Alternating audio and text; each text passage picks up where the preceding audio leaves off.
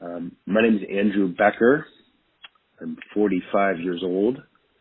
I am currently the news director for NPR Utah, and I'm an investigative reporter. When I was at the Center for Investigative Reporting and Reveal, I covered border, homeland, and national security issues with an additional emphasis on immigration, drug trafficking, and really what held my attention and where I thought there was a lot to report on were issues, and really kind of where I got my start focusing on the border was looking at issues around around corruption.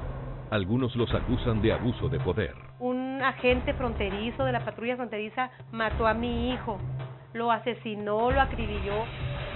Yo me arrodillaba y le suplicaba. ¿Y él qué decía? Y me dijo que era duro para él, pero que él tenía que matarme. ¿Cómo se llegó a esta situación? Denuncias exclusivas de quienes formaban parte de la cúpula de mando. En su opinión, ¿qué porcentajes eran problemáticos? As high as 1/4 to 1/3. As the Department of Homeland Security and the federal government built up border security and hired a lot of agents in a short period of time, Border Patrol agents, that there were not the similar efforts to bolster, or at least they were inconsistent efforts to bolster kind of an internal affairs or oversight mechanisms within the department. And a lot of my reporting was looking at why that was, and with it, some of the kind of inside the Beltway turf battles that were being fought. A lot of that coming down to money and budgets, and I guess prestige, ego, but that was undermining security as a result. In this case, I had done a lot of reporting on the Border Patrol, on some of the internal affairs issues over a number of years, pretty steadily for about 5 or 6 years.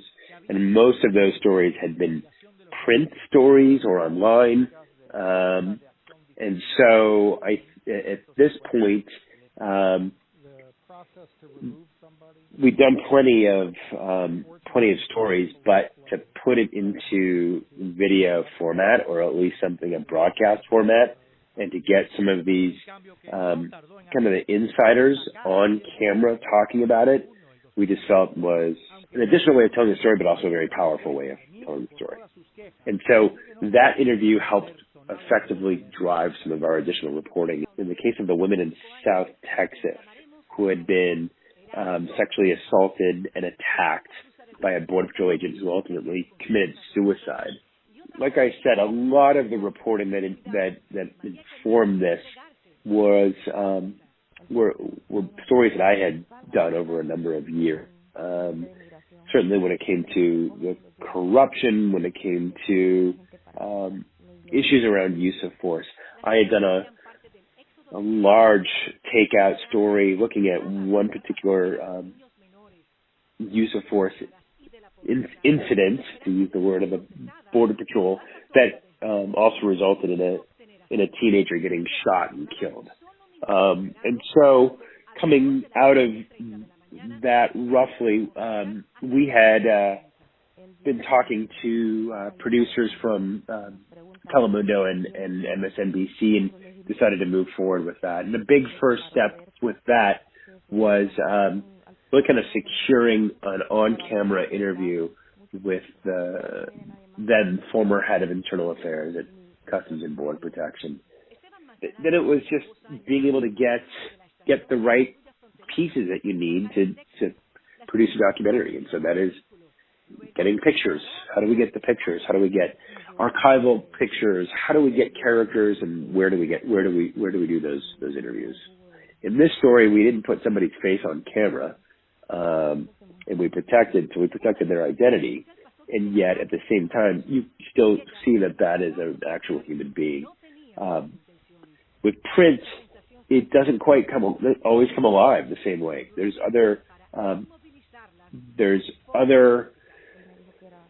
pathways to be able to get the story out, but I think bringing all of these elements together in TV, while at the same time you have to really simplify certain things. There's certain things you can't really get into in a broadcast documentary format the way you can necessarily in print, or at least you have to be very concise and economical in how you are explaining to the viewer any sort of context, background, history. So that's a challenge, but when it comes together, it makes for a very powerful journalism.